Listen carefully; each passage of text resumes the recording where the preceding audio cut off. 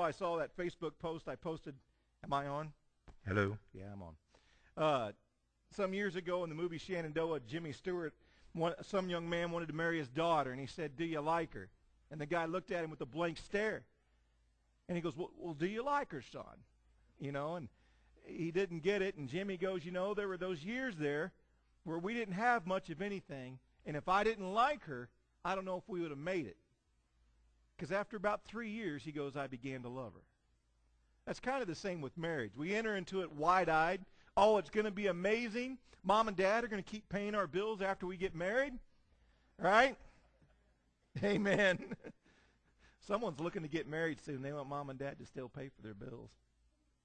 Runaway Bride is the series here. You know, years ago when I was dating Deanna, I would do some pretty amazing things to show her that I really loved her. I watched a movie with her called Pretty Woman. That sounds like a manly movie, doesn't it? Pretty Woman. In Pretty Woman, Richard Gere takes a... Oh, we have children's church this morning? Did I miss it? No, we don't. All right. He takes a call girl, and he turns her into this amazing woman, right? Takes her out of her life and into another. And the same directors and the same actors got together, and they made another movie called Runaway Bride. Now, I'm not saying I watched Runaway Bride. I'm not saying I didn't.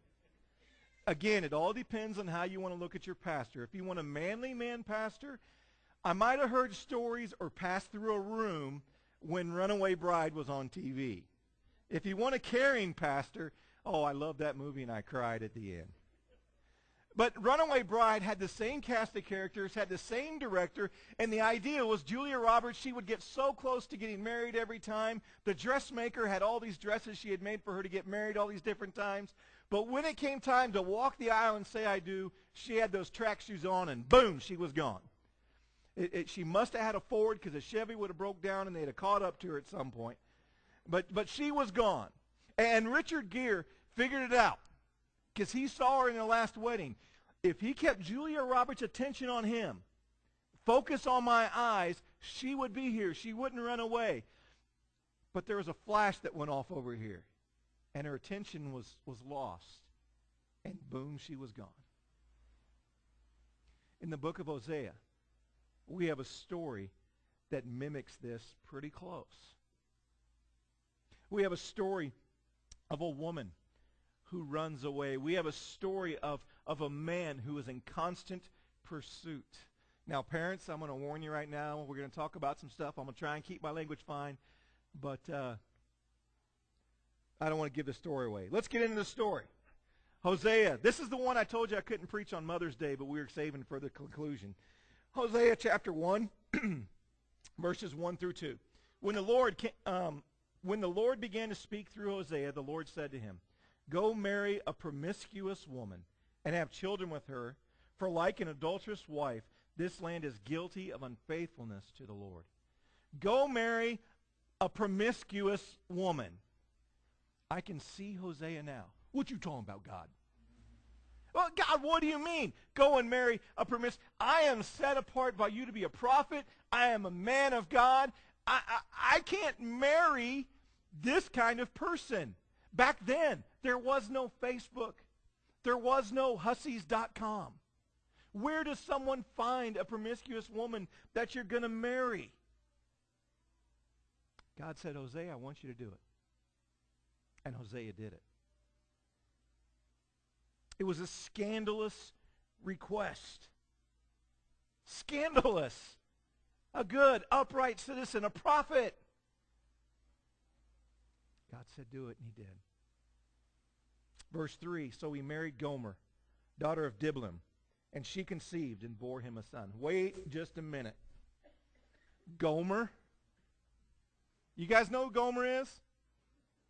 Surprise, surprise, surprise. Right? How many of you men, you pull back that veil and surprise? Or better yet, one of his famous words, you'd be going Shazam. Contrary to the name Gomer, Gomer was actually a very beautiful woman. She was looked at and ogled over. But now she's married, right? She has been shown her value, much like the pretty woman that when Richard Gere invested this love, her street walking days are over. Surely Gomer's walking days are over. She has a man that loves her, knows her past, doesn't just want her for her looks or her body or how she makes him feel. This man truly wants her. Surely her walking days are over. She bore him a son, his firstborn son. And God said to name him Jezreel, for he is going to put an end to the kingdom of the house of Israel. See, guys, where's my kids? See, God uses names and his kids in sermons too, so it's okay if I do it.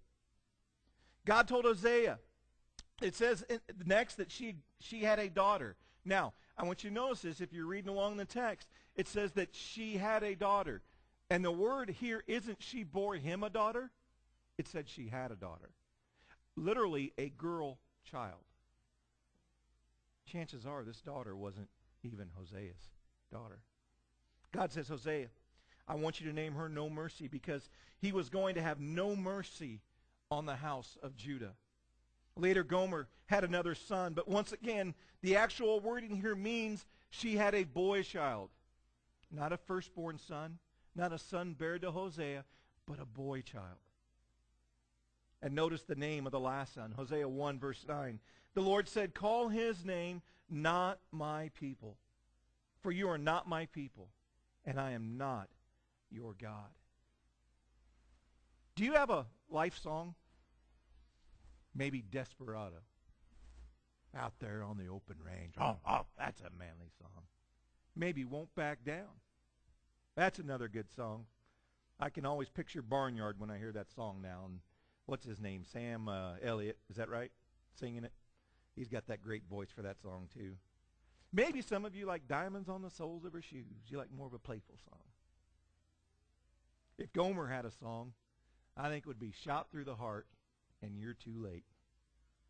You give love a bad name. No matter how much Hosea loved her, no matter how well he provided for her, she just prone to wander. She had the fidelity of a prairie jackrabbit, flirting and hopping all over from one lover to another. But then there's the final blow. You know, all of us, we can all understand someone maybe stepping out on a spouse, because if we're honest, maybe we've had those thoughts as well. Not me, honey. I love you dearly. I'd never think of stepping out on you at all. But maybe at some point the inkling came. We might forgive her about that. But especially as moms, could you walk away from your children? See, that's what Gomer did. It's sunrise. 3 kids go downstairs. Maybe the youngest can reach the cereal, and he grabs a couple boxes and walks to the table. And the little girl goes and she grabs the bowls and the silverware. And the oldest son goes to the refrigerator, and he finds a note pinned to it. Dear kids, I love you dearly. Your dad is a great godly man. Listen to him. I will always love you. She left her kids. No mom would do that. At least no mom in her right mind. Gomer did. She took off. Wanted her way. But here comes the real shocker of this whole story. Chapter 3, verse 1 reads like this. The Lord said to me, go, show your love to your wife again. Though she is loved by another man and is an adulteress. God even admits, Hosea, right now your wife is with someone else, but I want you to go get her. Love her as the Lord loves the Israelites, though they turn to other gods and love the sacred raisin cakes. God says, even though they turn to the fancy, shiny things, I still love them. Hosea, you are my representative. I want you to show them about my love by you going and getting your wife. Get her back. I'd be saying, what? I mean, this isn't just one time. This is several times Gomer's decided, I'm fleeing the coop. I'm stepping out on you. I'm gone. Surely This is a big scandal. Now put yourself back in Hosea's shoes. He's supposed to go find Gomer and love her. Where does it go? Can you imagine Hosea going to those streets that pastors and good men don't go walking? Can you imagine Hosea going into those bars that good people don't go to? Can you imagine Hosea walking around to the various, I don't know how else to put it, pimps, and saying, have you seen my wife? Think of the humiliation. Think of the shame. She ruined her life, shattered Hosea's heart, but Hosea is the one man who refused to take off his wedding band. And when he finds her, it's even worse than he expected. She is now a sex slave, up on the auction block for the highest bidder. Verse 2. Hosea says, so I bought her for 15 shekels of silver and about a homer or a truckload of barley. So I bought her. Bought her. His wife. The woman he loved. The woman he invested in. The woman he brought into his home. Had kids with. Took care of the kids. 15 pieces of silver. A truckload of barley. That was a king's ransom. Why in the world would a prophet, a good man, an upright man, spend this much money on someone who was just going to leave him? Hosea said she's worth it. Hosea said, she's my wife. Hosea refused to take off that wedding band. Understand, Hosea is a picture of God. You and I, we're a bunch of Gomers. Wanting our own way. Prone to wander. The love of the Father is shocking. In spite of her running away, in spite of her sins, in spite of her lifestyle, in spite of her doings, he still loved her. 2,000 years ago, God paid for something that he should have already owned. He said, what's the price? Blood? And he gave up his son's life. How much did God give up for us? When God found us, we were a mess, in chains, sinful and naked, and a runaway. And our God asked only one question, how much? How much? It's unthinkable that somebody could love and not care about what you've done and who you are or who you did it with. But look, just when we feared we couldn't be loved by God again, just when we thought we were at the extent of his patience for us, here he comes with his love and forgiveness again. Here he comes with his healing. Here he comes with his grace. And he says, I will pay the price. They're mine. Are you familiar with the children's book, The Runaway Bunny? I ordered it and let it sit on the nightstand there, and Josiah said he read it. Tells about a bunny. It says, once there was a little bunny who wanted to run away. So he said to his mother, I am running away. If you run away, said his mother, I will run after you, for you are my little bunny. If you run after me, said the little bunny, I will become a fish in a trout stream, and I will swim away from you. If you become a fish, if you become a fish in a trout stream, said his mother, I will become a fisherman, and I will fish for you. If you become a fisherman, said the little bunny, I will become a rock on the mountain high above you. If you become a rock on the mountain high above me, said his mother, I will become a mountain climber, and I will climb to where you are. Then I will become a bird and fly away from you, said the little bunny. If you become a bird and fly away from me, said the mother, I will become a tree that you come home to. If you become a tree, said the little bunny, I will become a little sailboat, and I will sail away from you. If you become a sailboat and sail away from me, said his mother, I will become the wind and blow you where I want you to go. Then I will become a little boy and run into a house, said the little bunny. If you become a little boy and run into a house, said the mother bunny, I will become your mother, and catch you in my arms and hug you." "Shucks," said the bunny. "I might just as well stay here and be your little bunny." And so he did. "Have a carrot," said Mama Bunny. God is the mother bunny. God is Hosea. Try and stray from the Father's love. Try and run away from Mother Bunny, and it can't be done. He traveled to the most despicable places. Just as Hosea came searching for his wife, so God comes searching for us. In the Old Testament, when God gave the first covenant to Abraham, there was a practice that when two parties made a grave covenant, they would take animals and they would split them in two and lay them on both sides of a path. And both of the people making the covenant would walk between it. And it was saying that if we break our covenant, may we be split in two like these halves.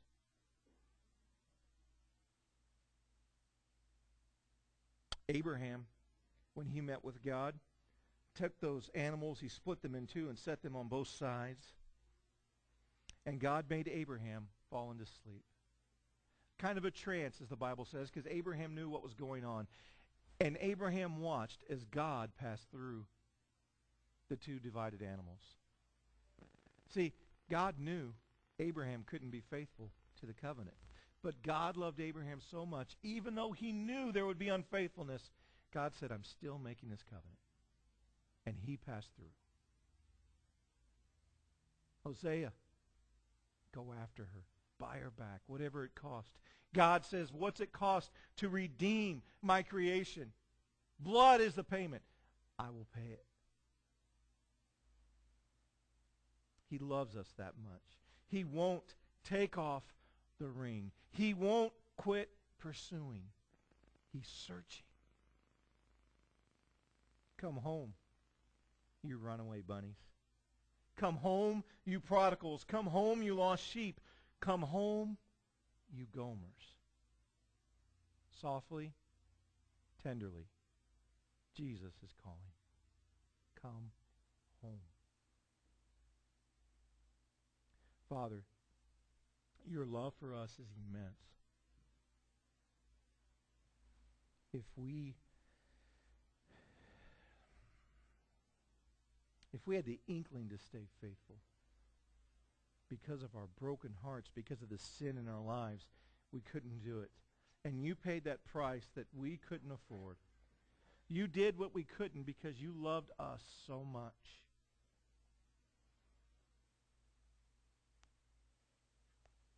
As the old hymn puts it, prone to wander, Lord. It's almost like it's in our DNA to do what we want instead of follow after you. If there's someone here this morning, God, who's never given their heart to you, I pray that this morning they don't leave without knowing that their relationship was right with you. If there's a Christian who has tried to run away, who's tried to become a rock, tried to become a sailboat and just get away because they thought your direction and your boundaries were too binding, God, today, I pray they turn back to you. Thank you for your love. Thank you for the stories, even though they may seem crude at times, you give us in your word of how great your love is for us.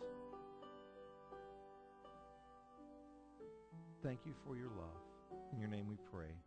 Amen. I can't see your hearts. I don't know where everybody is in your relationship with the Father, whether you've accepted the gift of life on Calvary. That's between you and God. But I know this, that he says, all who are weary, come, because my yoke is easy and my burden is light. I invite you to stand as we sing our hymn of invitation. Softly and tenderly Jesus is calling, calling for you and for me. See, on the portals he's waiting and watching, watching for you and for me. Come home, come home, ye who are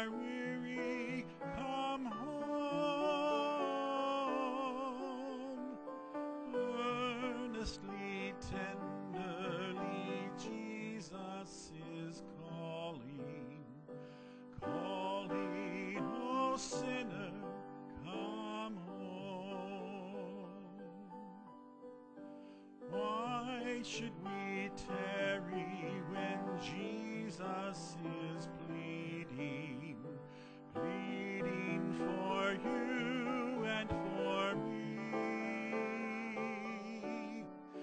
Why should we linger and heed not his mercies, mercies for